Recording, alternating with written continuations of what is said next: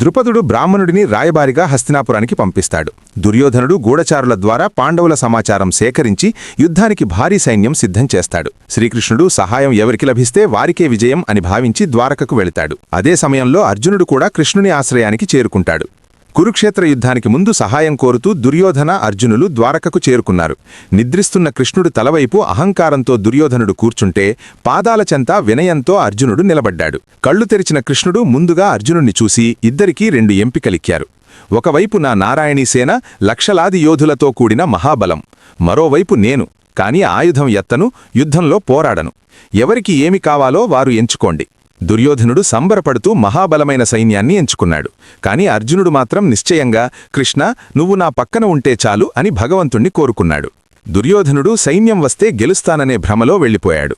కాని అర్జునుడికి తెలుసు, లోకాన్ని సృష్టించేవాడు తన పక్కన ఉంటే విజయం తన వెంటే ఉంటుందని.